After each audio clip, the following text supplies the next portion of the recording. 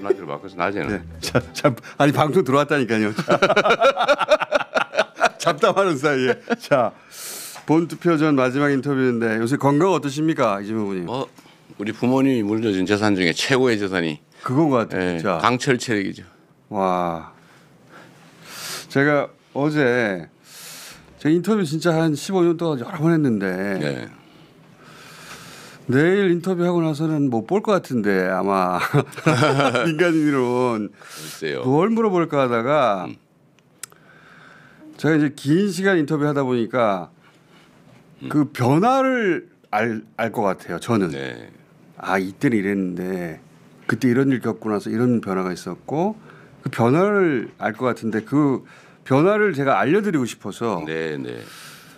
그 성남시장으로 정치인 데뷔한 이후로 지금까지 정치인 이재명의 변화, 발전, 진화 그 얘기를 한번 해볼까 합니다. 네.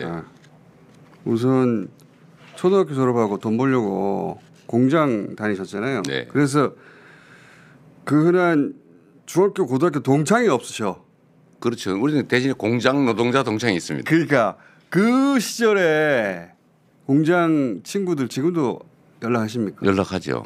뭐 소방관 된 친구도 있고 뭐 개인 사업하는 친구도 있고 많이들 10대 시절에 그렇죠. 많이 떠났어요. 아 그래요? 네. 세상을? 네, 이게 환경이 어려워서 그런 것 같아요. 그 산업체 특별학급이라고 있었죠. 네. 혹시 기억하세요? 예예. 공장 다니는 소년 소녀들한테 밤에 학교를 다니는 게 있죠. 예예. 근데 그 멤버들이 있는 거죠. 저는 이제 학교를 안 가고 검정고시를 했고 그 친구들은 학교를 다녔는데 저도 그때 그 또래 멤버들 모임을 오리엔트 공장 모임을 아직도 하죠. 오리엔트 공장에서 손 다치신 거 아닙니까? 아니요, 그건 야구 공장이었나? 야구 글러브 공장. 그 바로 직전이었죠. 그러니까 그 10대 시절 도시 빈민들이 학교 못 가고 공장 다니던 그 친구들을 지금도 연락하세요? 네. 그러니까 남들은 인생의 제일 중요한 귀한 친구들이 그러니까 역할을 많이 하는 그게 고등학교 친구들이잖아요. 우리는 딱 고등학교 나이 때에 공장 노동자들 모임을 하고 있죠. 그리고 보면은 그런 분들을 위한 활동을 해야 되겠다. 그 시민단체 활동하고 인권 변호사 네. 하셨는데 사실 되자마자. 네. 근데 왜 굳이 출마를 하신 거예요? 거기서부터 해볼게요. 원래는 출마할 생각이 전혀 없었죠. 그러니까 저는 사회운동을 해야 되겠다고 마음먹었고 판사 검사보다는 변호사가 좀 능동적으로 적극적으로 활동할 수 있을 것 같아서 변호사를 선택을 했는데 어쨌든 그 활동을 계속하면서도 정치는 전혀 생각이 없었어요. 그 소위 말하는 그 파크뷰 특혜 분양 사건, 그 소위 부정비리 추적 운동을 하다 제가 검사 사칭 혐의로 맞아요. 몰려가지고 어쨌든 구속됐었잖아요. 그런데 그때까지만 해도 당시 선거제도가 그 당수한테 충성을 맹세해야 낙점을 받고 총재, 그렇죠, 총재한테 대표, 그리고 선거 비용을 엄청나게 들여야 되고 그러면 이제 당선되면 본전 찾고 다음 이제 선거 준비하느라고 돈을 모아야 돼요. 그래서 지자체장들이 대부분 돈 때문에 다 날라가죠. 그죠. 뭐 국회의원도 마찬가지고. 그런데 그 떨어지면 이제 패가망신 거지 되는 거죠. 그걸 왜 하냐 내가 전혀 생각이 없었는데 노무현 대통령이 선거제도 정치제도를 완전히 바꿔버렸죠. 그러니까 기간당원 많으면 공천 받는 거고 선거 비용도 일정 득표 이상을 하면 되돌려주고. 그래서 제가 안 되겠다. 그래서 인생 항로를 바꿨죠. 그래서 저는 사실은 노무현 대통령의 영향을 꽤 받았는데 개인적인 인연이 있지는 않고 불안하잖아요. 24살, 5살짜리가 이제 세상 개업하려니까 판사 검사하면 솔직히 먹고 사는데 지장 없고 6개월만 하고 나와도 좋은데 정관 되는데 바로 변호사 개업을 하니까 사실 되게 두려웠어요. 망설여지고 세상 끈도 없고 아는 사람도 없고 뭐 나이도 어리고 대부분 공장 친구들인데 친구 공장 친구밖에 없는데 근데 그때 이제 노무현 대통령이 사법연수원에 강연을 오셔가지고 그랬어요? 네, 그러니까 우리 노동법 학회. 근데 노동 개인 이재명은 몰랐는데 몰랐죠. 근데 그분이 해주는 말씀이 여러 가지가 있는데 딱 하나 저한테 꽂힌 게 있죠. 변호사는 굶지 않는다. 해보니까 뭐 굶지는 않더라. 그냥 과감하게 하고 싶은 일 해라. 그래서 괜찮겠다 이래가지고 그때 개업을 24살, 25살 그때 그래서 노무현 대통령의 첫 대통령 그때는 아니었지만 선배 변호사의 첫 영향을 받았고 굶지 않는다. 네. 하고 싶은 거 해라. 노무현 대통령도 변호사 시절 잘 나갔거든요. 돈 많이 벌고. 그러니까 뭐 등기도 하시고 그래가지고 다른 변호사들 싫어했죠. 그래서 노무현 대통령 첫 영향을 받았고 나중에 대통령 개업을 했는데 시민사회 운동이야 열심히 했지만 정치 생각 전혀 없었는데 이 정치 제도를 바꿔가지고 충성서약 안 하고 돈 들지 않고 뜻대로 할 수 있는 세상이 열린 거예요. 그래서 제가 노무현 대통령이 열어준 길을 따라왔다고 하는 이유가 사실 그 얘기입니다. 시민단체에서 인권 변호사로 하고자 했던 일을 그러면 아예 제도를 바꿀 수 있으면 더 좋지. 그렇죠. 정치를 하면 훨씬 더 빨리 할 수 있다. 빨리 할 수 있다. 그리고 그 결정적인 계기는 사실 오늘 아마 가게 될 텐데 시립의료원 만들자고 공공의료원 시립의료 만들자고 했다가 이제 그거를 의회에서 47초 만에 폐기하고 막 지들 마음대로 하는 걸 보고 그때부터 제가 또 두 번째 전과가 생겼거든요. 거기서 항의했다고 특수공무집방에. 그러고 난 수배가 됐는데 제가 2004년 3월 28일 오후 5시에 교회 지하실에 숨어 있다가 기도실에 숨어 있다가 그때 같이 왔던 밥을 사가지고 몰래 왔던 우리 보건의료노조 활동하시는 그 형님하고 둘이서 끌안고 울다가 우리가 그냥 출마하자. 우리가 그냥 시장이 우리가 돼서 그냥 의료원 만들자라고 해가지고 시작한 게 정치였죠. 그렇게 항상 다 하고 쫓겨다니다가 안 되겠다. 이 제도를 우리가 직접 만들어야 되겠다. 우리 손으로 하자. 그게 정치의 출발입니다. 자, 제가 뭐 그 신을 믿는 것도 아니고 운명론자도 아니긴 하는데 이 이재명 후보님의 오랫동안의 그 지금까지의 궤적을 이렇게 짚어보잖아요. 네. 진짜로 기적적으로 살아남았다. 그것도 한두 번이 아니다. 그러면서 무슨 생각을 하게 됐냐면 이렇게까지 살아남은 건 이유가 있지 않을까?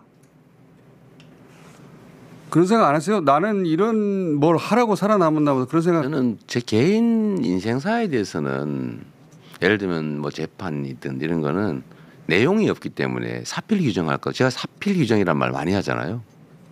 진인사 대천명 사필 규정. 진짜 사필 규정을 믿어요. 실제로 그대로 되어 왔어요. 그럼 너무 상대가 공격을 무리했어요. 과유불급이죠. 그래서 오히려 그게 저한테 자산이 됐는데 저 개인적으로는 그냥 견딜만 하죠. 이런 일을 하라고 나를 살려둔 게 아닐까 그런 생각 안 해보셨어요? 그건 실체가 없기 때문에 그랬다고 저는 생각하고 예를 들면 이 목을 가해당한 거 이런 것들도 뭐 그들 입장에서 운이 나쁜 것 같은데 저는 작년 12월 3일 사건을 보면서 제가 그런 얘기했어요. 하느님이 보호하사 우리나라 만세 정말 신이 있는가 보다. 어떻게 그 계엄을 실패할 수 있냐고요.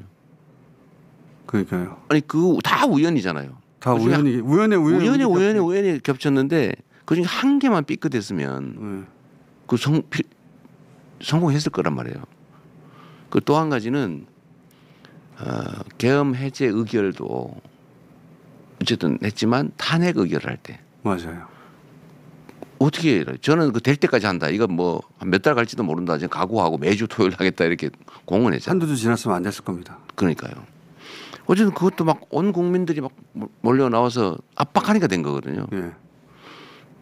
그리고 탄핵 심판 인용 문제도 제가 스트레스 제일 많이 받았을 때 그때입니다. 예. 다른 것들은 운명적이잖아요. 예를 들면 제가 계엄을 했는데 가서 해제하러 가다 잡혀서 죽는다.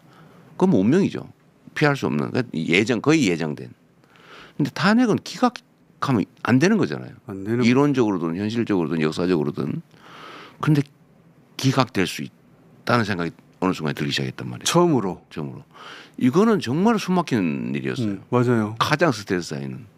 근데 이건 역시도 국민들의 힘으로 이겨내는데 이걸 보면서 이 우연들, 이 엄청난 우연이 점철됐는데 근데 결론은 국민들의 뜻에 따라서 흘러간 거잖아요. 정말 하느님이 보호하신 것 같아요. 제가 애국가에서 부를 때마다 하느님이 보호하자 할 때도 그때잖아요. 아, 진짜 이 나라는 하느님이 보호하사 돕는 나라구나. 만약에 하나님이 보호하신 게 맞다면은 도구를 이재명으로 선택한 거예요. 지금 보니까. 왜 대통령이 데려가십니까? 정말 저는 상식적인 세상 만들고 싶어요. 그냥 상식적이고 정상적이기만 해도 세상은 훨씬 살만해요. 그냥 제가 말씀드리는 거 규칙 어겨서 덕볼 수 없고 규칙 지켰다고 손해보지 않는 그냥 누구 말씀처럼 콩 심은 데 콩 나고 팥 심은 데 팥 나는 그냥 상식적인 사회. 그냥 법이 지켜지는 사회. 공정한 사회. 나머지는 각자 경쟁해서 뭐 역량 따라 사는 건데 그 기본적인 판은 공정해야 되잖아요. 그냥 그런 상식적인 사회를 만들고 싶어요. 그래서 저보고 누가 진보 뭐 좌파 이런 소리는 저는 실제로는 거기에 이르지 못해요.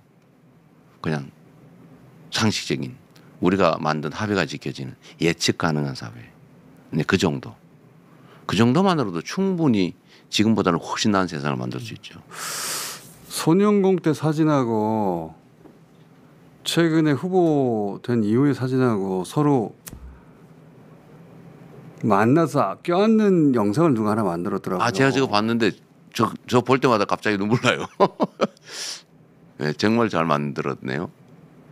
후보님이 언젠가 한번 어린 시절 손영공 이재명을 만나면 뭐라고 해주고 싶냐 누가 질문했는데 안아주고 싶다고 해서 이 영상을 누가 만들었더라고. 네, 어제 스픽스에서 좀 출장 인터뷰를 오셨던데 그 마지막에 갑자기 저 질문을 해가지고 사실 어머니 생각이 났죠. 저 껴안는 장면 있지 않습니까? 네. 저도 저거 보고 한참 왜냐면 저 손영공 사진 네. 하고 지금 좀 닮았네요. 그러고 보니까.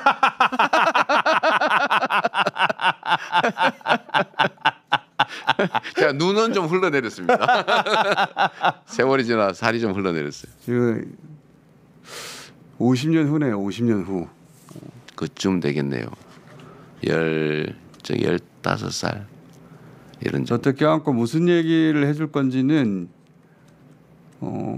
얘기가 필요하겠어요. 대선이 끝나고 나서 제가 한번 여쭤볼게요.